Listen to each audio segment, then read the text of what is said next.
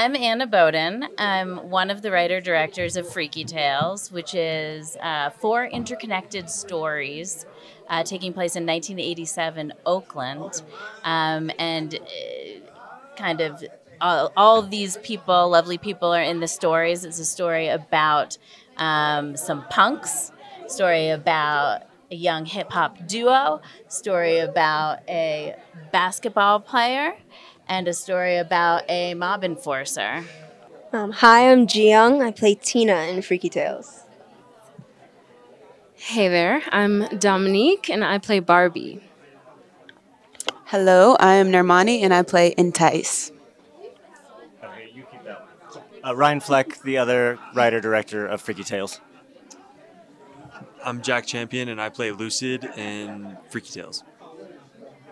Yo, I'm Jay Ellis and I play Eric Sleepy Floyd. I'm Pedro and I play Clint the Mob Enforcer in Freaky Tales. Yeah, and this is a movie that's been floating around in my imagination literally since I was a young child. Just growing up in the Bay Area, in Oakland specifically, a big fan of the sports scene there. The Sleepy Floyd game was legendary for me when he broke the record for most points in a playoff quarter, record that still stands to this day. And then the underdogs of the Bay, the punk Gilman scene, you know, that story is actually inspired by real events. And so for me, it was always like, these are these two things that I'm really excited about. How do we weave them into a story? And then once we got the idea to do 4 chapters and let them be their own self-contained stories, it really opened up the freedom and creativity to really make it the Freaky Tales that it has become. It's a story about the underdogs. It's defending the underdog and going up against hate, to simplify it, really. And it feels good to,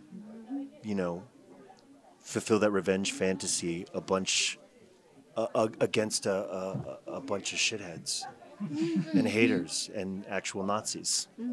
Fuck Nazis. Anna said this thing earlier that kind of like stuck with me is like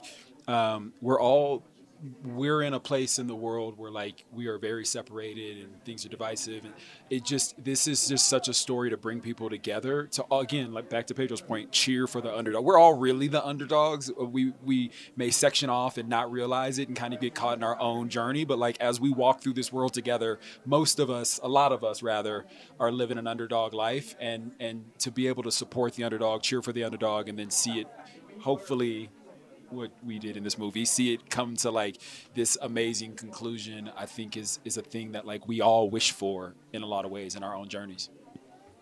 That was so well spoken. I think also it speaks to kind of what Jay was saying, is that everyone's an underdog, and like it speaks to every actor. I feel like every actor is an underdog in their own right, and like, they start from the bottom and they have to like make their way up, and just to prove the haters wrong and all that stuff. I'm thinking there's something also to be said for just how much creativity is oozing out of each chapter. I think that really speaks to, that we're covering a lot of ground, as I have learned is necessary when speaking about a place like Oakland.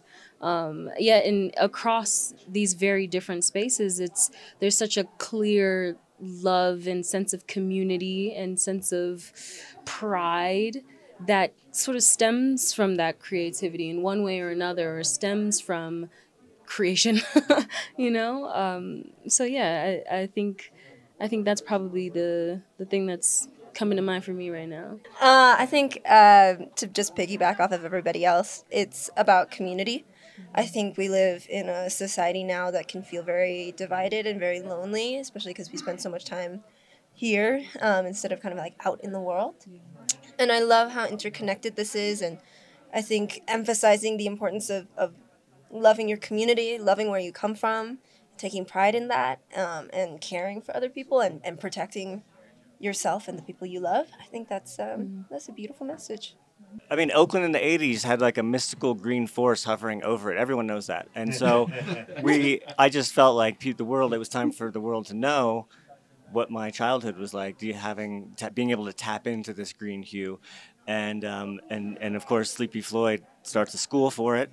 And I went to Sci Topics class under Sleepy Floyd's tutelage. I never could get inside the brain and take out my enemies, or there'd be a lot more dead people in the world right now. So I couldn't quite achieve that status. But maybe in a sequel, we'll learn a little bit more about how it works. My #1 pupil. It can be your journey next film. Yeah. Yeah, I mean, it was really wild. I remember reading them on the page, but obviously what's on the page is, I didn't know what was in Ryan and Anna's mind for it. And they had obviously spoken to Ron, who was our action designer, and they had come up kind of with what they wanted to see for this. And I'd never taken martial arts before. And so I remember doing my first assessment with Ron, and he was like, oh, this is going to be rough. 'Cause this dude don't know what he's doing. And I was like, Ron, I got you, man. Like, I promise you no one will work harder than me. I'm going to figure this out. And from there, I literally trained 6 days a week, about 6 hours a day. Ryan and Anna didn't even know most. There were times I was flying myself back and forth to Oakland, and production didn't even know it. Because I just wanted to be with the stunt team. I wanted to rehearse this, and I wanted to get it right. So I would literally start my days. I'd do 2.5 hours every morning of martial arts. I'd go lift for like an hour in the middle of the day. And then back in the afternoon, I would do like another 2 hours to 3 hours of weapons. And we put that all together. And I snuck back and forth to Oakland probably 3 or 4 days a week.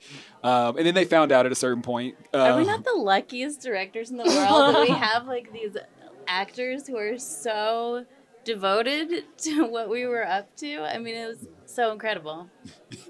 Anyway. One actor. No, but all the other ones. Out of dozens. I think there's this thing, and I mean, I think like Dom and Normani, I think you guys can speak to this. I think there's this thing like when you were playing people who actually exist, like, you want to get it right. You want to get it right. Yeah. You want to nail it. You want to make sure, like, you know, there was also this piece of me that, like, I played basketball in high school. I played basketball in college. I understand how an athlete walks and how a basketball player specifically walks and moves. That is wildly different from a martial artist. They are not the same at all whatsoever. Basketball players do not extend at the knee. Like, that's not a part of their skill set. So there was all these things where, like, I just wanted to make sure that, like, not only was I doing the story justice and Ryan and Anna justice, but I also wanted to make sure, like, Sleepy watched this movie and was like, I've never done any of that, but damn it, I look good doing it on screen. You know, and to me, like, I just took a real point of pride of that with preparation and just tried to prepare as much as I possibly could every day. I mean, the short answer is Anna and Ryan. I love their movies. Their premiere at Sundance, it was a short film, but also starting with Half Nelson and to now, I haven't missed anything. And they've always been directors that I've wanted to work with and have that experience no matter what it was. It just was extra magic that it be this absolutely freaky, crazy genre collage of things that were deep influences in my imagination and upbringing. Like when I spoke to them and they showed me their this visual pitch deck, I was like, so there are chapters, right? And like, I'm not gonna lie, when I got the script, I would like went immediately to my chapter first. And I was like, you know, skip. And then I got to, and I was like, oh shoot. Now I'm gonna stop cursing. But I was like, that was really cool. I really liked that character. Let me start at the beginning. And then I loved the whole thing. And then that was, I love its left politics. I love its representation. I love that it's about Oakland. I love that it's about these crazy movies that were part of my adolescence.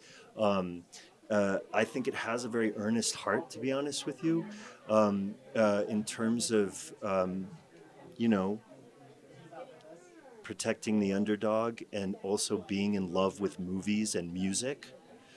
And very unpretentiously so, and it just is the movie that I want to see.